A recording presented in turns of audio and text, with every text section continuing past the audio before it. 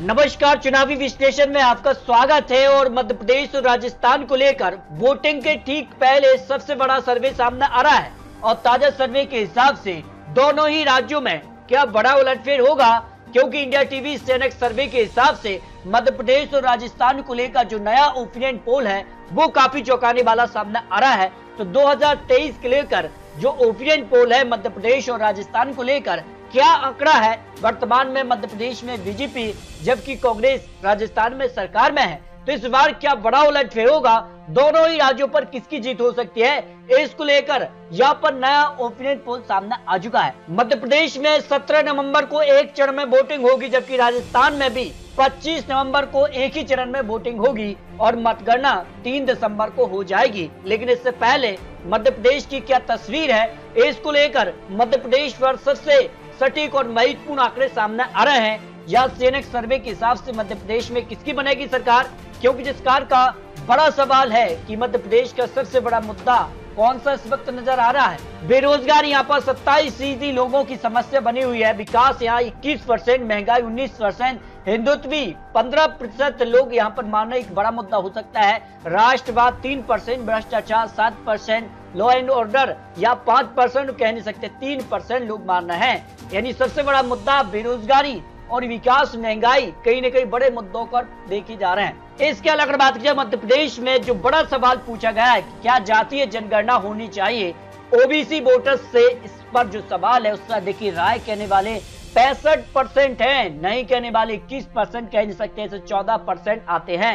यानी जो कहीं न कहीं बिहार में जातीय जनगणना हुई है और इसकी मांग अब अन्य राज्यों पर भी हो रही है, जिसमें मध्य प्रदेश हो या छत्तीसगढ़, राजस्थान, हर एक राज्य की मांग है कि जातीय जनगणना होनी चाहिए। तो इस पर कहीं न कहीं विपक्ष को बड़ी सफलता क्या मिल सकती है। इसके अलावा देखिए मंत्रियों सांसद को चुनाव लड़ने का जो दाव भारतीय जनता पार्टी ने चला है, इस पर कितने लोग संतुष्ट हैं, कितने लोग इसको अच्छे तौर पर देख रहे हैं। तो देखिए बीजेपी को इसका फायदा मिलेगा 53%, क्योंकि मुख्यमंत्री चेहरा भारतीय जनता पार्टी ने मध्य प्रदेश, राजस्थान और छत्तीसगढ़ में घोषित नहीं किया है। प्रधानमंत्री मोदी जी के नेतृत्व में ही चुनाव लड़ा जा रहा है, तो इसका सीधे तौर पर कि सीएम कौन होगा ये फैसला बाद में लिया जाएगा। तो इस पर 53% लोग कह रहे हैं कि इसका फायदा मिलेगा। बीजेपी को घाटा 37% लोग भी ये मान रहे हैं कि बड़े बड़े दिग्गज नेता यहाँ पर विधायकी चुनाव में उतरे हैं, तो कहीं ना कहीं कुछ तो कारण होगा, इस कारण से बड़े चेहरों को चुनावी मैदान में उतारा है। कोई फर्क नहीं, 10% लोग मान रहे हैं। जबकि मुख्यमंत्री का कामकाज कैसा रहा है मध्य प्रदेश में, यहाँ पर शानदार कहने वाले 47% लोग मान रहे कि शिवराज सरकार का जो कामकाज है वो बेहतर रहा है, क्योंकि लगभग 17 वर्ष लगातार यहाँ पर जो है शिवराज सरकार हैं और औसतन आंकड़ा 12%, खराब कहने वाले 41% लोग आते हैं, यानी अच्छा कहने वाले ज्यादा लोग यहाँ पर आते हैं। और लाडली बहना जो योजना हाल ही में लागू की है उसका देखिए कितना फायदा मिलेगा। हाँ कहने वाले 47% लोग ये मान रहे कि लाडली बहना जो योजना है उसका सीधे तौर पर भारतीय जनता पार्टी को फायदा मिलेगा। थोड़ा कहने वाले 13%, नहीं कहने वाले 37% कह सकते 3% लोग आते हैं, जो सीनेक्स के सर्वे के आंकड़े सामने आ रहे हैं। वर्तमान में बात की जाए तो एमएलए का जो रिपोर्ट कार्ड है वो किस कार का रहा है, एमएलए के जो कामकाज है उससे लोग कितने संतुष्ट और असंतुष्ट नजर आ रहे हैं। देखिए पूरा संतुष्ट है, 37% लोग इसको संतुष्ट है एमएलए के कामकाज से, थोड़ा संतुष्ट या 15% और थोड़ा असंतुष्ट 15%। पूरा असंतुष्ट जो है ऐसे भी लोग हैं जो पूरी तरह से असंतुष्ट है, 32% लोग हैं, कह नहीं सकते 1% लोग आते हैं। यानी एमएलए के कामकाज पर भी कहीं न कहीं लोग संतुष्ट और असंतुष्ट लगभग यहाँ पर आंकड़ा सामने आ रहा है। अब किसकी गारंटी यकीन है, क्योंकि जिस कारण से 2018 में यहाँ पर कांग्रेस ने 5 बड़ी गारंटी दी थी, जिसमें किसान कर्ज माफी का मुद्दा 11 दिन में कर्ज माफी का यहाँ पर जो गारंटी दी थी, लेकिन इसको कहीं न कहीं सफल नहीं हो पाई थी कांग्रेस। इसके देखे भारतीय जनता पार्टी जो वादा करती है उस पर खरी भी उतरती है, 44% लोग मानना है। जबकि कांग्रेस ने भी कई लोगों के यहाँ पर जो है कर्ज माफी की थी उस पर 42% लोग मानना है कि हाँ कांग्रेस भी अपनी गारंटी पूरी करती है। अन्य यहाँ पर 10% कह नहीं सकते 4% लोग आते हैं, जो सेनेक्स के सर्वे के आंकड़े सामने आ रहा है। अब बात करते हैं मध्य प्रदेश की 230 विधानसभा सीटों पर रीजन वाइज आंकड़ों के हिसाब से मध्य प्रदेश में किसकी तस्वीर जो है वो साफ हो सकती है। फिर भी आपको बता दें कि ये नतीजे बिल्कुल नहीं, ये चुनावी अनुमान ओपिनियन पोल के आंकड़े हैं। तो शुरुआत करते हैं निवाड़ रीजन से 28 सीटें हैं। यहाँ पर भारतीय जनता पार्टी को 12 सीटें, कांग्रेस को 15 सीट और अन्य के पक्ष में 0 से 1 सीट की संभावना दिखाई दे रही है। 2018 के मुकाबले कांग्रेस पार्टी को 3 सीटों का नुकसान यहाँ हो सकता है। भारतीय जनता पार्टी को 4 सीटें यहाँ प्लस होने की संभावना दिखाई दे रही है। इसके अलावा बात की जाए तो मध्य प्रदेश के लेकर जो बघेलखंड रीजन है, इससे 51 सीटें आती हैं। यह भारतीय जनता पार्टी को 31 सीटें मिल सकती हैं और कांग्रेस पार्टी को 19 और अन्य के पक्ष में 1 सीट की संभावना दिखाई दे रही है। यानी कांग्रेस पार्टी को यहाँ पर 5 सीटों का फायदा मिल रहा है, जबकि भारतीय जनता पार्टी को यहाँ पर 4 सीटों का नुकसान देखने को मिल सकता है। यानी बघेलखंड रीजन पर बड़ा उलटफेर की संभावना दिखाई दे रही है। बात की जाए मालवा रीजन भी, तो यहाँ से 40 सीटें आती हैं और यहाँ भारतीय जनता पार्टी को 25 सीटें मिल सकती हैं। यानी 1 सीट का यहाँ पर फायदा मिल रहा है भारतीय जनता पार्टी को, जबकि कांग्रेस को 20 सीटें, 1 सीट का नुकसान और अन्य के पक्ष में 1 सीट की संभावना ओपिनियन पोल के हिसाब से जो आंकड़े सीएनएक्स ने जारी किए हैं। जबकि निवाड़ रीजन काफी महत्वपूर्ण इसलिए भी था। और अगर बात की जाए भोपाल रीजन, तो भोपाल रीजन से 24 सीटें आती हैं और यहाँ पर बात की जाए तो भारतीय जनता पार्टी को 16 सीटें मिल सकती है, कांग्रेस पार्टी को 8 सीटें, अन्य के पक्ष में 0 सीट जा सकती है।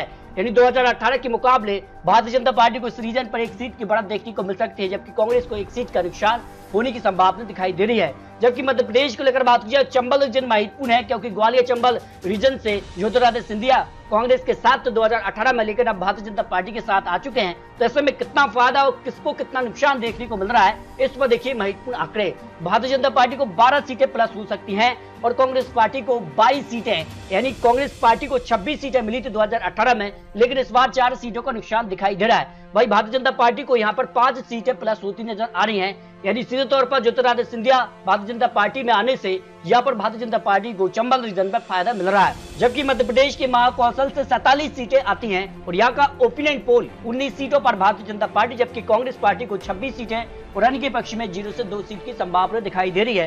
यानी कांग्रेस सीटें अपनी बरकरार रख सकती है महाकौशल पर, जबकि भारतीय जनता पार्टी को 1 सीट का नुकसान हो रहा है और 1 सीट अन्य के पक्ष में जाने की संभावना दिखाई दे रही है, क्योंकि मध्य प्रदेश में अब समाजवादी पार्टी भी चुनावी मैदान में है।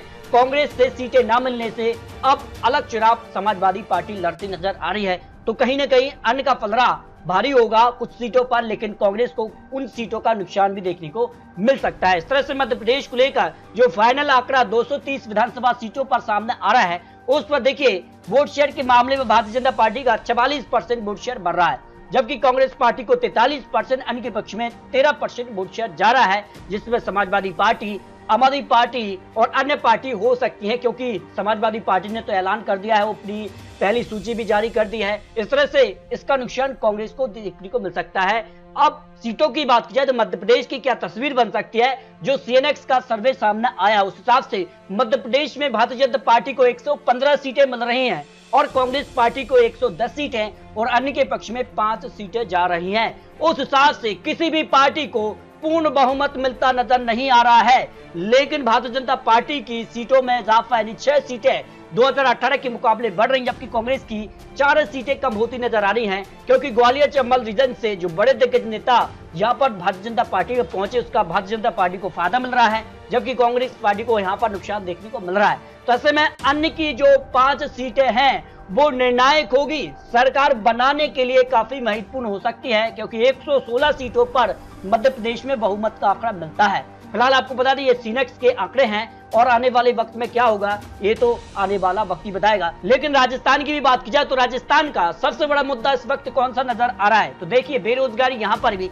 21% लोगों की समस्या बनी हुई है, विकास 17%, महंगाई 19%, भ्रष्टाचार 9%, लॉ एंड ऑर्डर 18%, हिंदुत्व 8%, राष्ट्रवाद 5% और कह नहीं सकते 3% लोग आते हैं। नहीं, महंगाई, बेरोजगारी और विकास का मुद्दा मध्य प्रदेश और राजस्थान में यहाँ पर हावी होता नजर आ रहा है, जबकि मुख्यमंत्री का कामकाज मध्य प्रदेश के अलावा राजस्थान में कैसा रहा है। देखिए शानदार कहने वाले 39% है, औसत आंकड़ा 11 और खराब कहने वाले 50% लोग ऐसे हैं जो कि यहाँ पर मुख्यमंत्री के कामकाज को खराब कह रहे हैं। और ऐसे में अशोक गहलोत और सचिन पायलट के बीच जो लड़ाई है इसका कांग्रेस पार्टी को कितना नुकसान हो सकता है। देखिए कांग्रेस को नुकसान होगा 57% लोग मान रहे हैं, और हाल ही में जो तस्वीर सामने आई है उसमें सचिन पायलट, अशोक गहलोत यहाँ पर एक साथ एक मंच पर नजर आए हैं और माता मंदिर की जिसका से यहाँ पर मंदिरों में भी अब एक साथ दिख रहे हैं, तो इसका नुकसान हो रहा है। इसका सीधे तौर पर कांग्रेस को भी आभास इस कारण से अब एक साथ दिखाई दे रहे हैं मंचों पर।